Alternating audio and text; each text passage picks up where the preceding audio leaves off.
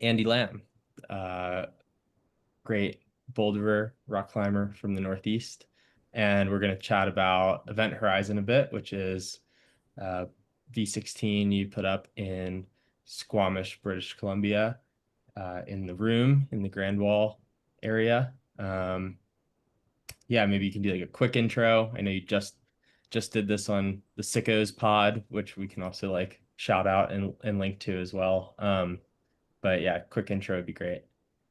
Just quick intro on Event Horizon.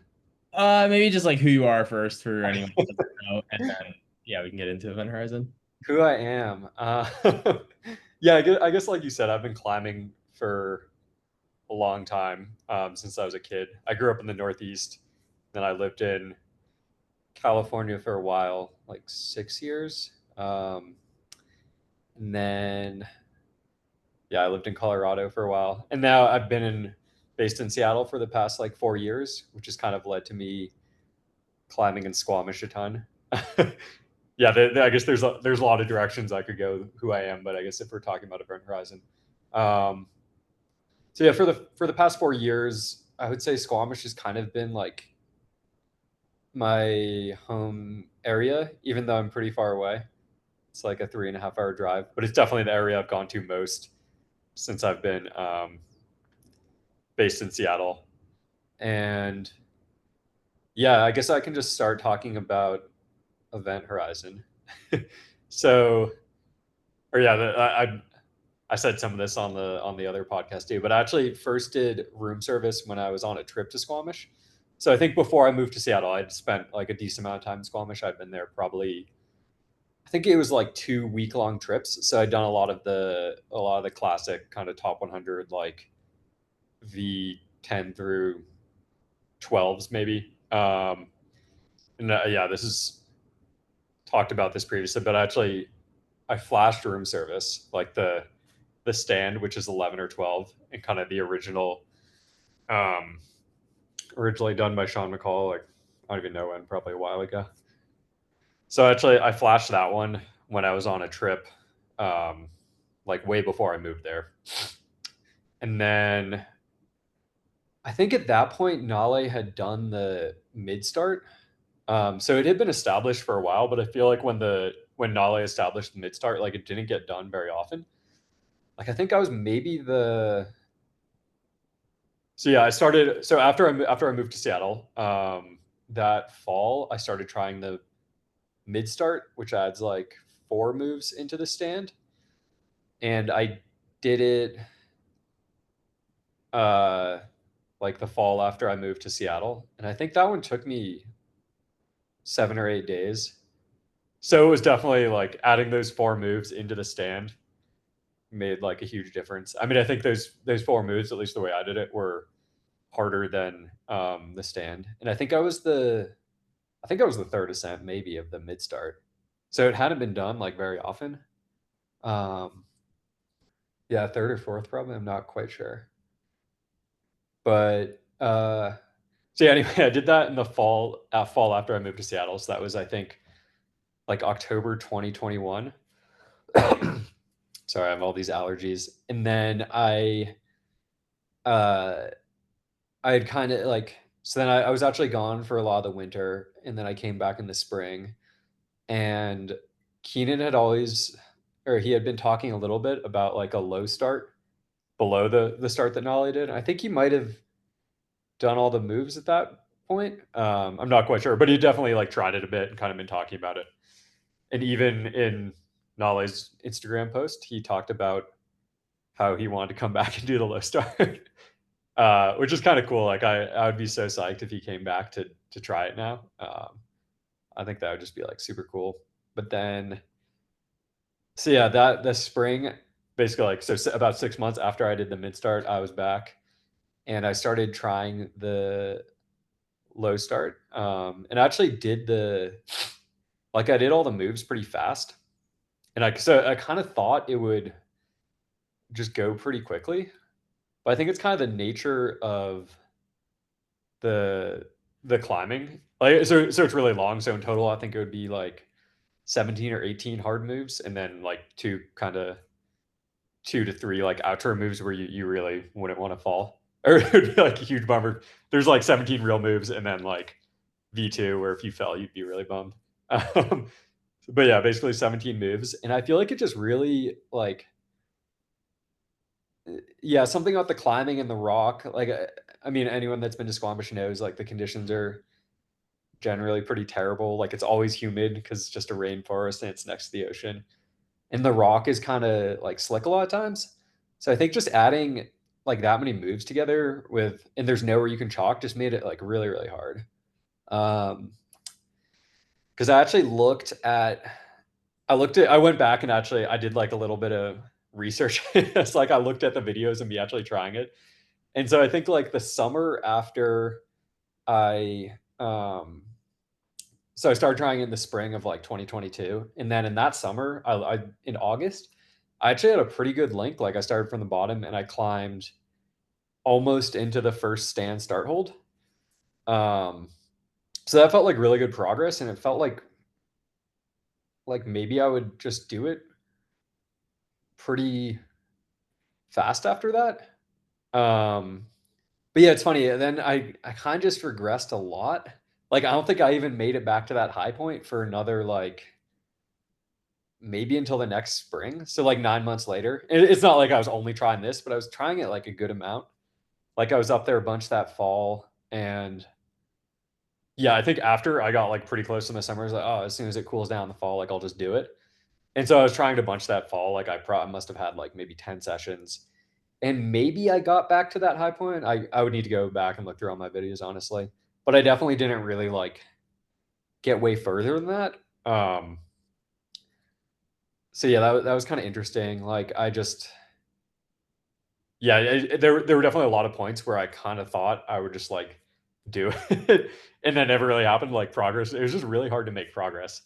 So then I looked, yeah, and then I remember like the next fall, so like basically a year and a half after I'd started trying it, I actually had.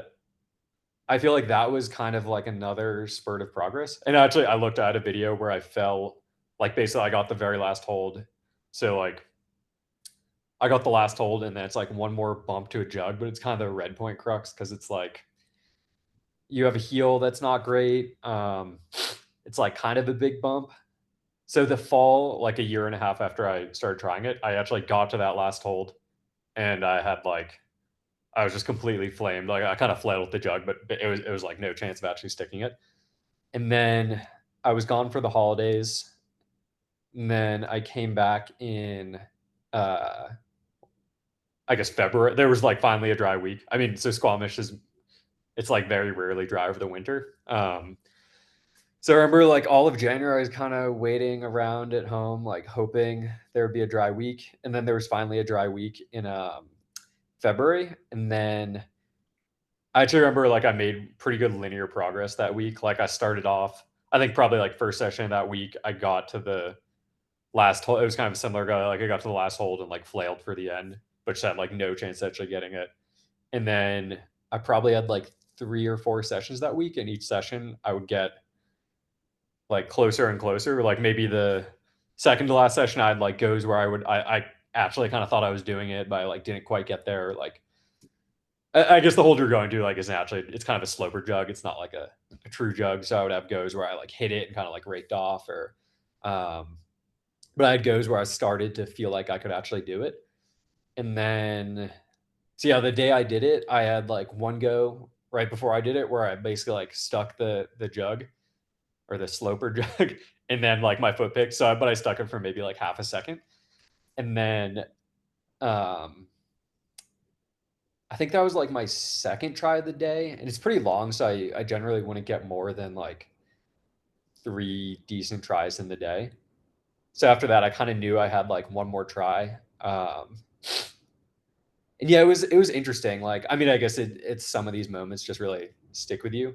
But I remember I was kind of like, I was like, oh shit, like I should just like I basically just did it. Like I should have done it if my foot had stayed.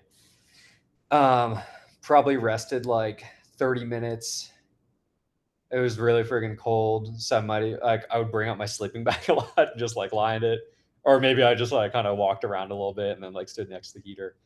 Um, and I just remember thinking like, I think what I was like, kind of what I was telling myself was like, if you just climb this perfectly, like you'll just do it. Like, or that was kind of my inner monologue or whatever you want to call it. Like, I don't know if you call it a mantra, but I just remember I definitely had that thought was like, just like climb it perfectly, just like execute perfectly. And like, you can do it, or that was kind of like my goal was just like climb it as like perfectly as possible. Even though I was probably a little tired because there's last go of the day, but I was like, you can definitely just do it if you like do everything perfect.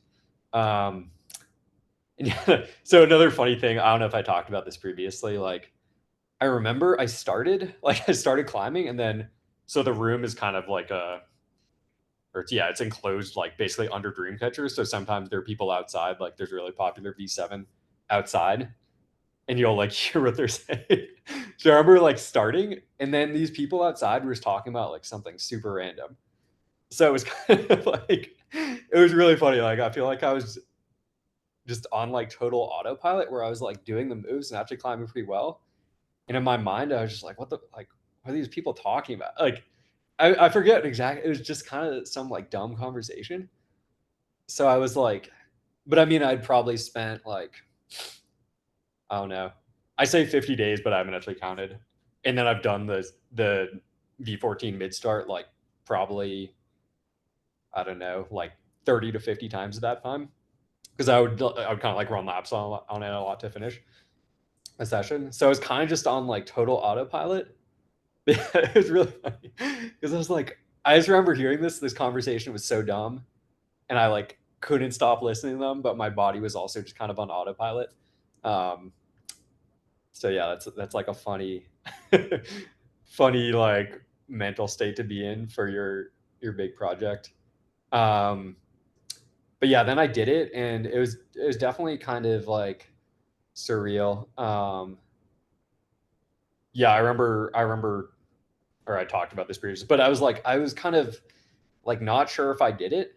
Like I needed to like, I came down, I actually watched the video. I was like, did I actually start at the beginning? Like, or I don't know. It was funny. And it wasn't like I hadn't been starting at the beginning. Like I was like, logically, I definitely knew I'd start at the beginning, but it was kind of surreal. Like I needed to just watch myself do it to like know I did it. Like I even texted Ethan Salvo. I was like, dude, like I think I did it. I was like, look at this video, like I did it right.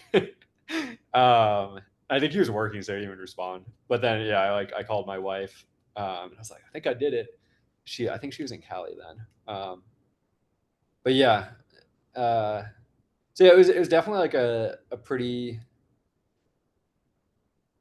kind of surreal moment for me. And yeah, as for the climb, like I think it's like, or I don't know, it's weird to proclaim you have like the king line of an area or something, but I think it's cool that it was like this kind of, I think it was like a very like obvious climb. Um, like it's right under Dreamcatcher. Um, like the 12 has existed forever. It's like it's right next to the Singularity. Um, so I'm pretty happy, just like kind of like I feel like it's like my contribution to Squamish in a way. And I hope like, yeah, no, I hope it'll get people psyched to come visit and come try it, whether that's like people visiting or just kids that live nearby or whatever. Yeah, kind of rambling now, but I do feel like it's cool that like I think over the past 3 or 4 years, like in large part due to like Ethan Salvo, of course, and then Lucas, I think the kind of like next generation and level of Squamish boulders at least has been like, I think that kind of like next level has been established, which is yeah, it's super cool to like be a part of that.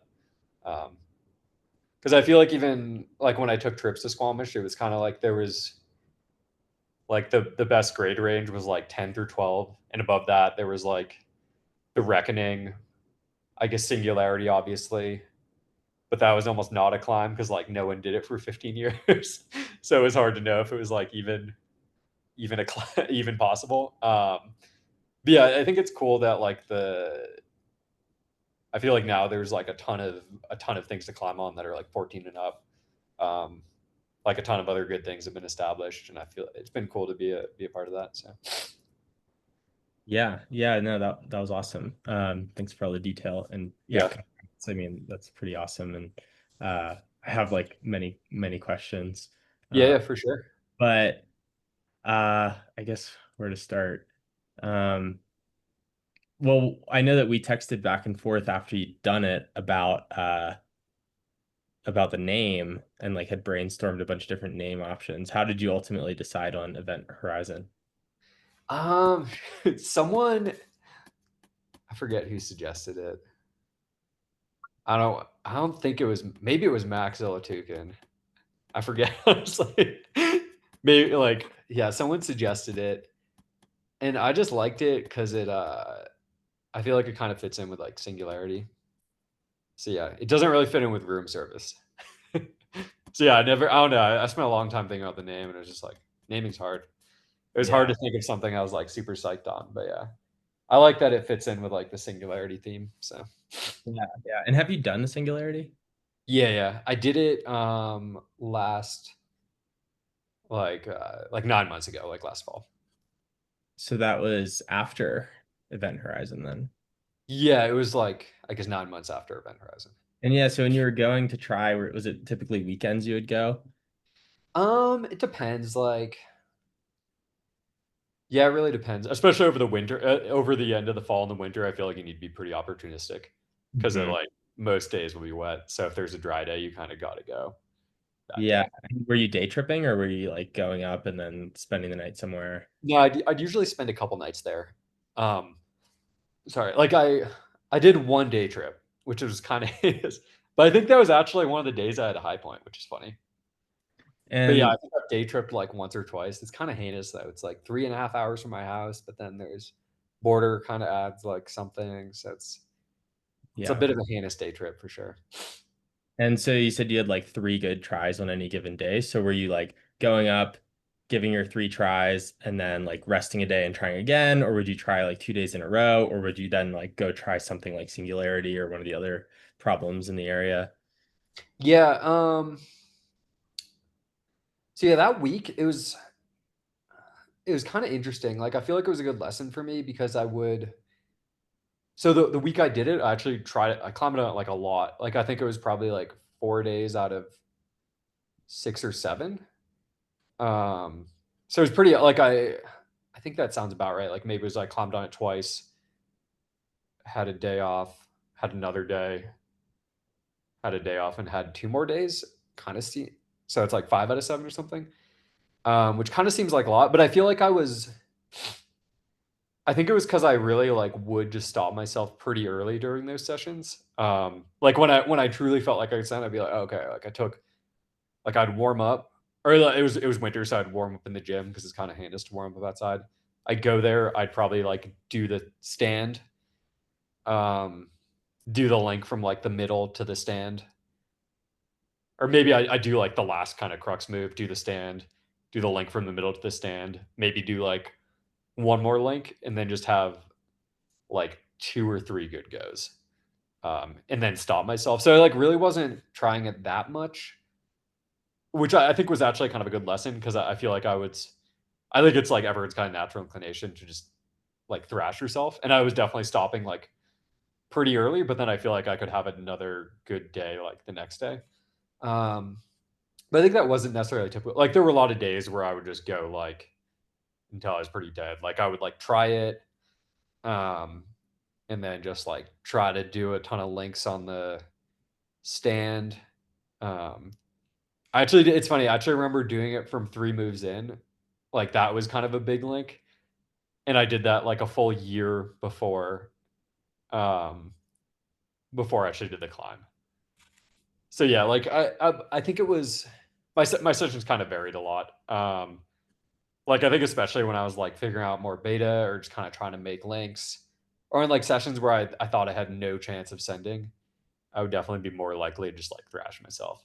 Um, and I think on a it's like power endurancy and also pretty friendly on the skin. Like I there's no grip that would really do much damage to your skin. So it was kind of fine to just like try it a ton. But And like on these off seasons, like summer or dead of winter, like when you were not when you were like recovering, were you also doing like off the wall training or like gym training for the problem specifically, or were you kind of just like doing your typical thing? um yeah, I mean, I don't think I did like a ton of specific training for it until maybe the very end. So maybe the training actually worked. I don't know. Like it wasn't like, and I mean I was climbing on like a ton of other things. So it wasn't like I was kind of like singularly focused on this for that entire 2 year period or whatever. Like for one of those summers, I was in Colorado for like 2 or 3 months. But yeah, I think at the end, like yeah, so like the month before I did it, I like wanted to go up, but it was just raining the entire month. So I was just in the gym kind of waiting. And I did do a bunch of like I think I did do a bunch of circuits in the gym. We might have even texted about that. But I think like that probably did actually help in hindsight. And I would just do like pretty standard things. I think the BP like circuit system actually works decently that for this, where you could do like, I don't know, whatever a pink is. Like you could do like every section has like every grade, I guess. So I'd try to link like the second hardest climb into the hardest climb or something like that. Or some like or like two of the hard climbs next to each other together or something like that. So it wasn't anything crazy. It was just kind of like doing circuits on the set climbs worked pretty well. Yeah, yeah. And then I remember you also texting me at one point about icing your knees after every session. Did you keep that up all the way through the end? Yeah, yeah, yeah. Actually, I think that was like something I probably only did the week that I did it. So like it's funny, all these things like maybe they actually did help, or maybe I Yeah. don't know, maybe it's just coincidence. But yeah, like because it's I think a lot of people that have been to Squamish know there's a lot of like techie heel hooks, and it's easy for your knees to get pretty sore from just um, like doing the same heel hook over and over. So that week I did actually I did keep trying to ice my legs after climbing. And I was in a B&B, so sometimes I would just like I would just buy ice and put it in the bathtub and take like a little mini ice bath. I remember one time I actually got in one of the rivers in Squamish, which was pretty heinous because it was like the middle of winter. So I think it was like 30 degrees out, and all the water is obviously pretty cold. I remember I did that. Like I tried to get in the river, and that was really tough. Um, but yeah, like I don't know, it might have helped. It's hard to know. I think it does make sense for especially like heel hooking if it's making your knees or ankles sore. Like it kind of makes sense to ice after. But yeah, And then I'm curious, like when you were trying it, what were your more typical fall points? And like, was it always just like a power endurance, kind of like power out or pump out? Or was it like there were points along the entire climb where you would consistently be falling for various reasons? yeah. So yeah, I mean, it definitely is pretty power endurancey. Where like some moves are obviously, uh, or yeah, like sorry, like it is pretty power endurancey. Like there's no super easy moves, or there's at least for me, there was nowhere I like really could rest. Um, but then some moves definitely were harder than others. Like for me, the third move is like a big. I have a heel, and then you do like a big bump to a sloper, and that was definitely always like the least consistent move for me. So the funny thing now, I'm remembering all these like tactical things. I think in the end, the trick was just I need a really fresh shoe, which is kind of dumb. But I don't know. Like so, I would use a right drone and then a left like solution comp. And I think at some point I realized I was like, oh, my drones just lose like out of the box. They're pretty stiff, and I think I just needed that kind of like support on the heel hook to make it not pick. And at some point, once they got a little blown out, it was just like not stiff enough to stay on the heel. So yeah, that was it's kind of a funny, like, super tactical learning, I guess. But yeah, I think at some point I was like, oh, I probably had a session where I couldn't, my foot like kept picking on this third move, and it was kind of annoying. And then I tried it with a fresh pair of drums, and it felt pretty easy. I was, or I tried it like I'd been trying my old pair because I was trying to save my fresh pair or something. And then I tried it with a new pair. It just felt so much better. I was like, oh, I guess I just need to always have like a really fresh pair of drones. So after I did it, it was funny. I had like 3 unused left drones because I just had I bought like a huge amount of the V1 drones. So yeah, the third move was definitely like inconsistent because you basically need this heel to stay. And that always felt like inconsistent until I guess I learned I just needed a fresh shoe. And then it was kind of like the mid moves. So the moves going from like the 14 into the 12, I would fall on a lot, which makes sense because I think they are just like the hardest section on the climb, probably. Or like maybe the beginning and then that, like the first section and then the mid section are definitely harder than the end. So I think that was like the mid section was definitely, there were like 2 or 3 moves where just coming from the bottom, you would feel like you didn't really have, it was like for the longest time, I would just get there and I would just feel like I had no chalk. And it was just like super hard to get through those moves. And then I think I just probably got like more efficient at climbing the bottom, probably got like better temps. Actually, another tactical, it's, I guess climbing is all tactics. Like one thing I remembered was I started trying out the Tokyo powder. Like they make something that they advertise as being like chalk designed for human conditions. And I remember like actually thinking that I remember actually being, oh, this is like way better. And I'm not sponsored by any of these, so these are like totally unpaid opinions. But I would literally like warm up like doing links with my Friction Labs chalk, and then on Sengos I would try this like special Tokyo powder. I think it was like the V3, and that actually felt like I felt like it like made a noticeable difference for me, which is kind of crazy. Because I feel like a lot of times like chalk and things like that, like you wouldn't. I feel like it's like mostly hype. I was like, oh, I'm pretty sure this is making a difference for me.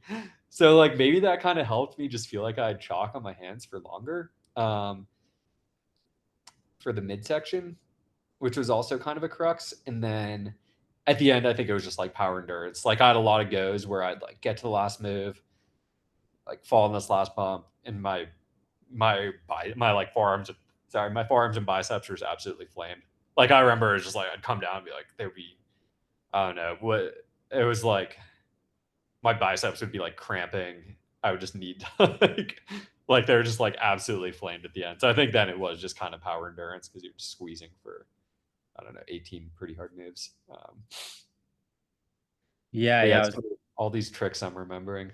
Yeah, I was gonna ask about the skin slash like chalk thing. And so then also another kind of related question is like, do you find yourself uh more often like were you numbing out ever versus like being too sounded like you were more sweaty than numb, like you were having like a lack of chalk, and then like a related Yeah.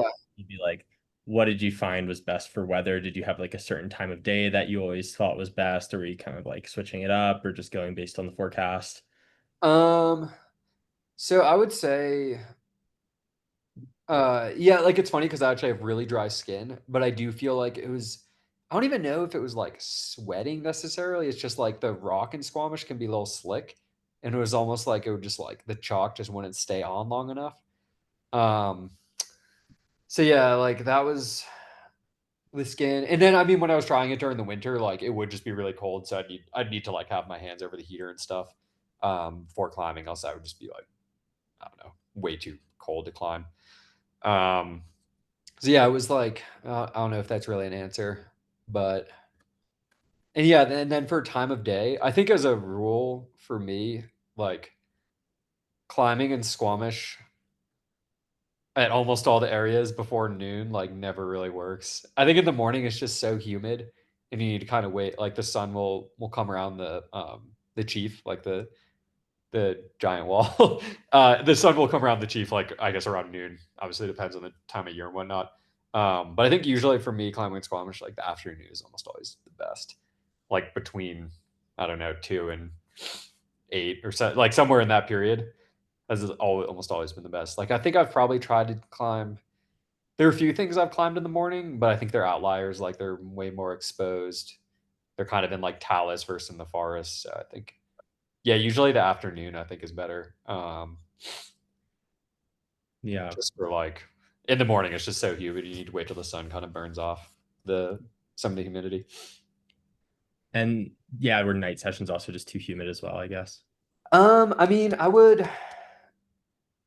climb at night for sure on it, and over the winter, or I guess I would often just have long sessions. So maybe I'd start like a couple hours before sunset, but then if I was just like trying links, maybe I'd be taking long rests or just kind of like the nice thing about Squamish is everything is so dense. So maybe I'd like walk around and just see what other people are doing and like be resting for an hour or something.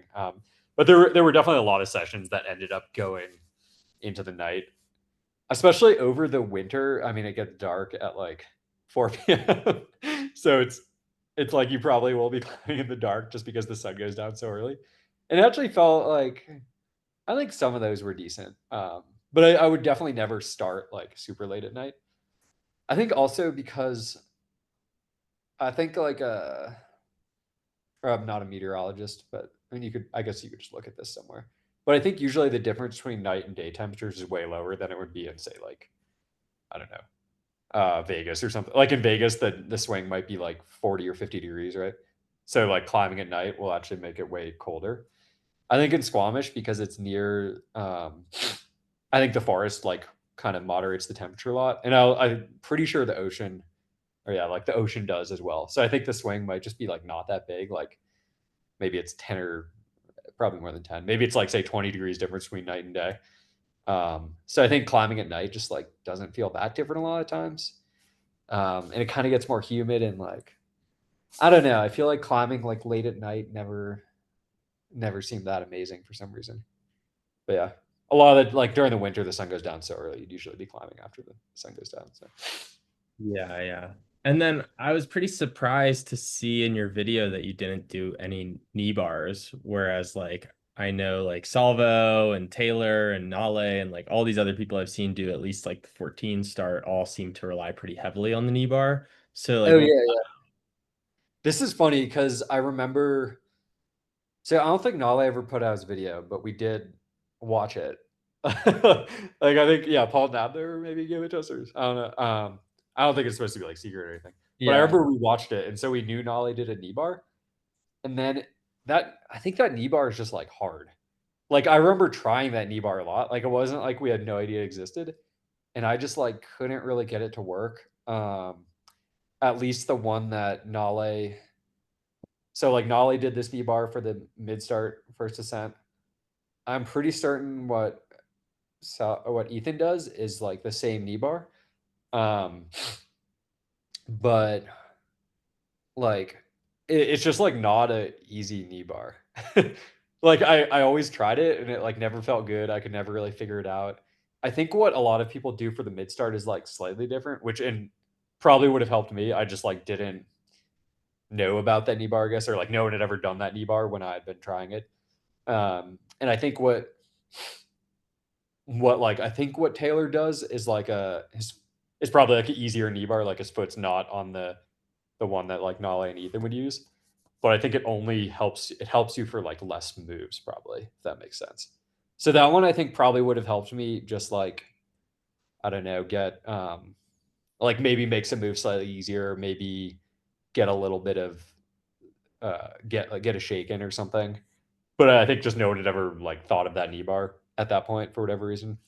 Um, but yeah, no, we were definitely trying the knee bar a lot that Nolly was doing. And then the funny thing is, I think Ethan didn't start doing it until after I did it, and then he kind of figured it out. But he was also like, I don't think he minds me like sharing. Like he was using a custom shoe too, so it was like a super technical. Like I legit like don't really think I could do it in drones if that makes sense. Mhm. And Mhm. like so like maybe I could have done it in like the same custom shoe build or whatever that he did. But I think he kind of figured that out like after I did it. So yeah, it'll be interesting. Like I think that knee bar is still like pretty difficult. Or yeah, he needed like a custom shoe for it. So I'm hoping like at least it doesn't. I would be bummed if it made it like super easy, but I Yeah. think it's still a pretty hard knee bar, and a lot of people seem to like still try to do the knee bar and not be able to do it. So, so yeah, And then there's like a second knee bar too, right? Because I'm pretty sure I also saw a video of Salvo smoking a split, like pulling a spliff out of his pocket, lighting it, and smoking it in the second knee bar, yeah, with yeah. I and think that's he'll right like before the last move, right? yeah. I think that's the knee bar we didn't like know about, which is funny because I guess it's the better knee bar in hindsight. Because that, Um, I mean, it sounds like you fell in the last move a lot, and so like that maybe could have made a big difference if you were able to like milk a good knee bar right before the like end crux. yeah, I would think so. Because yeah, I mean, obviously like I've never tried it this way, so I don't know the beta as well. But I think Salvo like gets this knee bar off like basically a really bad foot, and that like helps him do a few moves. And I think he moves it into like a different knee bar that's better. That I guess like I probably could have done with my beta, and helps you maybe makes like a couple of moves easier and would have helped you like rest a little bit.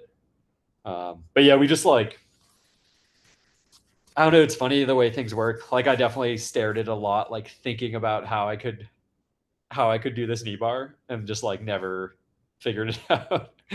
And now it's like I guess it's just like when a lot of people try stuff. I think this is how it works on a lot of climbs. Like you just have way more. Once a lot of people start to try something, people just figure out the better beta. Um, just Yeah. like different viewpoints and just more people trying it, whatever. But yeah, I definitely like looked for that. Like looked at how you could do a knee bar there a lot. Just never really figured it out. Yeah. Were there other beta options like down low that you were kind of like back and forth between ever, or was it like pretty certain from the get-go that you had your method and it was dialed? Um, it's funny. I actually remember. So the first three moves, I was always like pretty like this. I was kind of always the same on. Like I remember, like the very beginning, I was trying like some intermediate for the very first move. But I feel like I ended up dropping that like pretty quickly, and it didn't make a huge difference. It took me a long time to get to my like final beta for I guess the transition from like the low start into the mid start, and like I tried like pretty like drastically different things for that, if that makes sense. So yeah, like there were kind of a lot of beta changes, and I think at the end I had like pretty small tweaks at the end. Like I think I added one kind of mini. There was like one mini like bump into an intermediate that would basically let you place your heel better.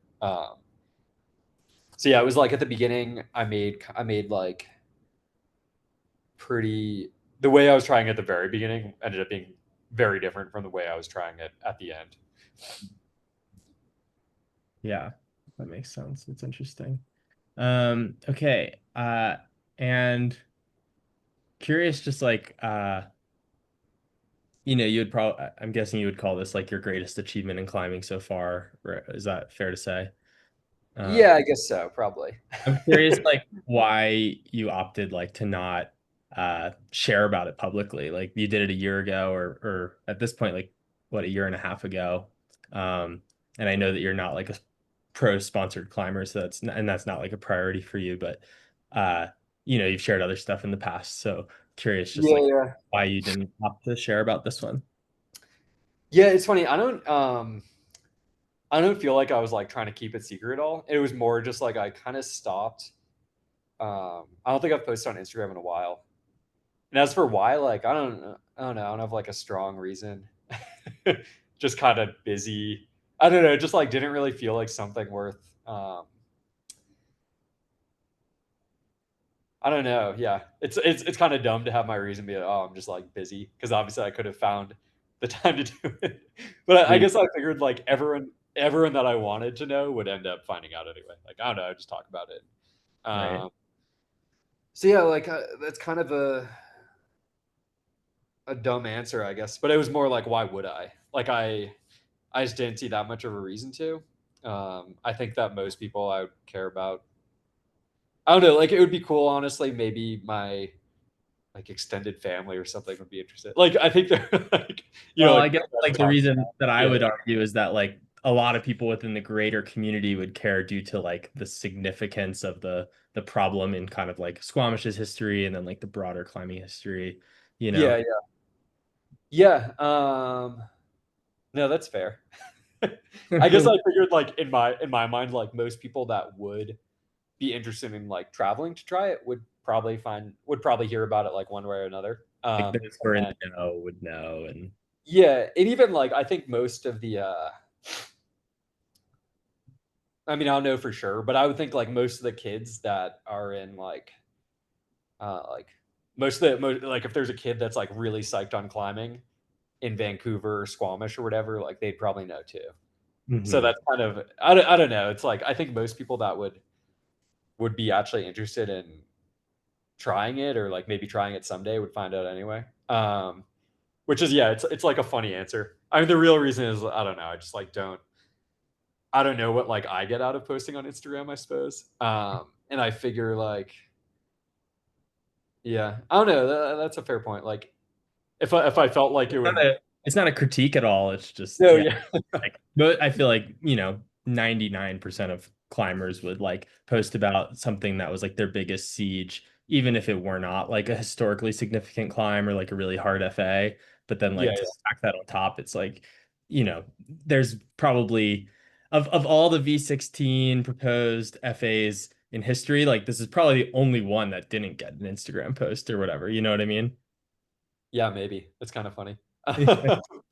Sorry, I'd have thought that was like yeah, yeah. I mean, I guess the other reason is just that this at that point when I did it, I just hadn't posted on Instagram in a long time. I was just kind of out of the habit of it, so I was like, I don't know. Maybe I should at some point, but Yeah. Well, yeah, it's yeah. kind of a funny like non. Like I didn't have like one. It wasn't like a big principled thing. It was just like Yeah. I don't really like. I don't feel like it. I guess, but Yeah. No, that's cool. I mean, okay, well, that's kind of a good pivot into like the like other sort of like article, like blog I'm kind of just drafting up, which is just kind of drawing attention to the fact that like you did Event Horizon, I believe in February, and then in January, like Sean Bailey did Devolution, and in December of 2024, Carlo did Dark Side, and I kind of just noticed at the time that like, wow, those are like three of like the coolest, most obvious hard projects in like the three most popular, like talked about, videoed zones in the country, and that just felt like kind of a moment in like climbing history. yeah. Um, so I don't know, did it feel like at the time you were kind of contributing to that history, whether it's like within the within North America or just like within Squamish generally? I guess kind of you alluded earlier to it being like, one of the king lines and the test pieces of Squamish, Yeah. but did it feel like it was impactful like on the broader scale at all? Sorry, I'm just gonna turn on the light. It's getting dark. Yeah. Um, maybe yeah. Like I do hope that like I do see it as like a contribution to Squamish at least. Which is yeah, like maybe I think I was kind of alluding to it, but I do see it as part of like this next generation of Squamish climbing, which is cool. Like I do think it's like I mean obviously Squamish was always like a big destination, but now I do feel like it's more of like a like maybe it's becoming more of a destination for like hard climbing. Um, Whereas I think in the past it was not. Yeah, like in the past, I think it just didn't have very much like 14 and up, say. And now I think it has a bunch of stuff that's in that range, which is cool. Like I think it feels like it's kind of,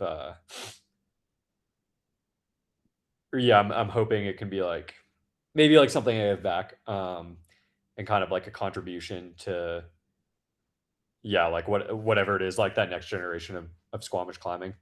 I'm not sure if yeah, I don't know if I thought of it, if I've thought of it much necessarily in like the broader. arc of climbing or whatever. But yeah, I do think it's cool. Like I do feel like it's something I'm proud to have like contributed to Squamish. Yeah, so but like even if maybe there's like a, I think this actually happened to me at a gym in Vancouver, which is funny. Like these, or Lucas introduced me to these kids, and they were like, I was kind of surprised they knew who I was, and they seemed like psyched to meet me. I was like, oh, that's cool. Like if there are, I don't know, kids that are, getting really psyched on climbing in Vancouver or Squamish or whatever because of like all the newer hard stuff that's being done in Squamish, I think that's pretty cool. So Yeah, and then I'm curious, like I talked to Carlo the other day about Yosemite and Bishop, and I talked to like Austin Hoyt and a couple other people, and so it's like, the Grandpa Peabody boulder and the Camp 4 boulders have kind of like been these test pieces over time of like, Midnight Lightning, and then there was the Force, and then there was Dominator, and then there's now the Dark Side. And with Bishop, you've got like these kind of groundbreaking highballs or whatever. And just curious, like, was this 3 month period where all these things got done kind of like the end of it, or is there more to be done? And so, like, in Yosemite, we talked about there's like the 6 Degrees project is nearby, which Aiden Roberts yeah, is yeah. kind of like representative of the new level. And then, like, apparently there's another hard line left to be done on the Peabody boulder that some people have been trying and getting quite close to, and it seems quite hard as well. Oh Um, yeah, I actually tried that like a little bit over the winter.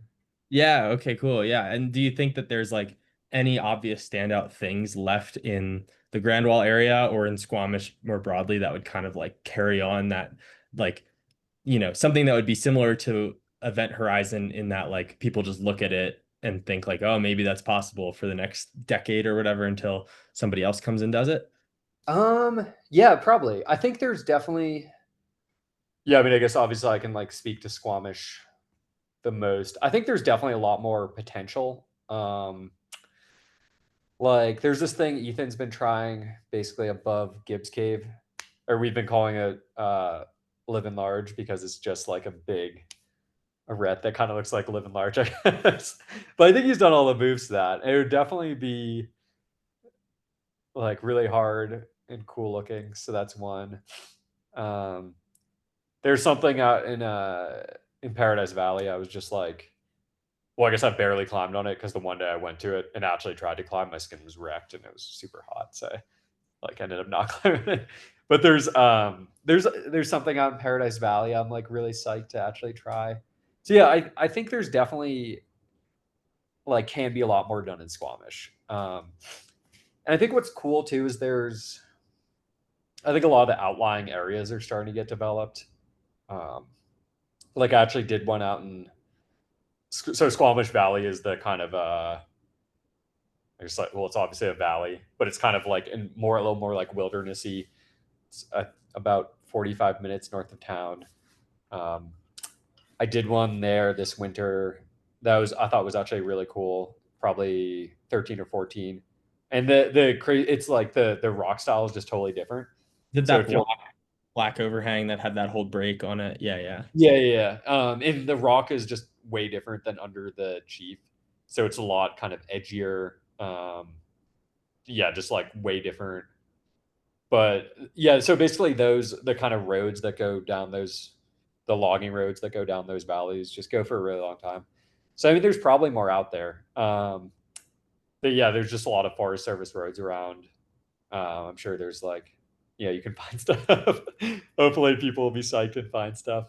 I think it's what makes it tough sometimes in Squamish. Just the forest is so thick; it's hard to see stuff on the satellite. Versus like obviously Bishop, you can see like the grandpa, or you can see any boulder in Bishop like from the satellite. Anything that's going to be decently big. But I think in Squamish, there's so many trees. Like a lot of there might be a really big boulder, and you probably just never see it on the satellite. And then it's just a little like harder to walk through when the forest is really thick. So yeah, I think there's definitely potential for a lot more out there, and a few projects I'm psyched to try in the fall. And hopefully there'll be a lot more found. Like I feel like there definitely should be the potential for way more. Yeah. Yeah, I don't know if you've ever explored if there's like a hillshade map for the area, but that's what we use in West Virginia to look for boulders is these maps is like a map layer that you can turn on and it sees through the trees basically, and you can see like shadows of boulders pretty Oh evidently. yeah, yeah, like a DSM or DTM or whatever. I don't Maybe. know if you call it that. I think there is something for. I think there is something that BC provides. So yeah, it would be cool. Yeah, I mean, hopefully I'm hoping I can find a few more ones, or hopefully people will get psyched to just start exploring a little bit more, find some stuff. But yeah, I think there's definitely potential for a lot more, which would be cool. Yeah, and I know, yeah, I feel like it was recent topic maybe in the sickos chat or something about how there's like no V15s or harder in Washington either, which is obviously a bit closer for you. I know you Yeah, have project an index, right? Like a low start to all the above. That looks cool. yeah, it's funny. The thing about Washington is funny. Like I mean, there is a lot of rock. It's kind of the same problem in a way where I think it's just hard to find um, because of the forest. And but there, I mean, there is so much rock. Like there just kind of logically should be some cool like 8-seer up there because I mean, there's a ton of mountains, there's a ton of rock. Um, I don't know. Yeah, if someone finds a really sick project in Washington, I would say like, I'd be super happy if there was Yeah. some amazing 8C project and index for me to try.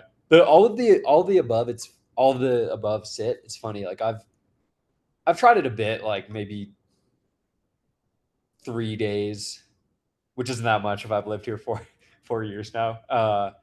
It's cool. Like I actually think as a line, it's pretty cool. I think the downsides for me are the you're kind of walking a knee bar for basically every move, and then there's kind of no obvious start hold. Like you could start, I guess, at the bottom of the rail, but it's like so. Yeah. Yeah, I don't know. I've tried it a few days. I've Not that felt fun. like kind of psyched on it, but then I guess it's also you just looking at it like I haven't felt psyched to go back very much. So I feel like you gotta just follow that. Like I've had those sessions and then like not wanted to go back for a while. So I don't know. Hopefully someone will find something. Yeah, cool. And then I guess the last question on my list was just something that came to mind, like in listening to the Sickos chat, was like you mentioned that in like 2019, I think it was, you sent your first like V14 after having moved to Colorado. And then you seemingly had like a pretty like rapid rise in like ability over the next few years, just like doing a lot more hard boulders. What do you attribute that to? Like, do you think that it was just like living in Colorado and being around lots of hard boulders or lots of strong climbers? Did you make like big strength gains in that time? Was it like all tactics? Like what do you think kind of like helped you have that big progression? Yeah, I think in those years it was definitely just climbing outside a lot. Because yeah, I've talked about this a bit, but I feel like for most of the time I was in college, and then I guess the year I lived in California after college, I just didn't. Well, for one, I feel like a lot of the things that like a lot of the current hard climbs just weren't really established. Like I feel like most of the hard stuff in well, I guess Bishop obviously had like Lucid in the process, but those are still just like feel impossible to me. But yeah, like I think a lot of the hard stuff in the Valley and Tahoe hadn't really been established yet, so like wasn't trying that, and it was just hard to like climb outside a lot for me during school and work because it's just far away and like I didn't have a car sometimes, and so yeah, I think like that big jump it feels like was just getting to climb outside a ton. Like I don't think I'd even really tried I had probably tried some B14, but it wasn't like I'd never like really had the chance to try one very much before I like moved to Colorado. Um, so yeah, I think those years it was definitely just like getting way more volume outside on hard things helped a ton. And the funny thing is I mean I probably did get like physically stronger, but I don't really I think it's like since then um like especially over the winter in Seattle, there's kind of like it's just hard to climb outside because it's always wet. So I will just end up going to the gym a ton because it's like nothing else to do. And I feel like since then I've actually gotten way stronger from just like climbing in the gym a ton. Like I've gotten like physically stronger. Um, so yeah, it's funny. I feel like I've gone through these kind of like macro phases of like had a few years where I was just climbing outside a ton, and actually it was during COVID, so like never really going to the gym. Um, and then a few years of like still climbing outside a good amount, but then just like having periods where I'd go to the gym a ton, like lift a little bit more, and I feel like I actually got like way physically stronger because of that. So Mhm. Nice. Okay, well, I feel like that's probably it for the recorded questions. That was awesome. I mean, it was really cool to hear so much about the yeah, bouldering on it. So thanks for that. it brought up a lot of, there were a lot of like little tidbits I didn't really remember until. Yeah. Yeah, that was nice.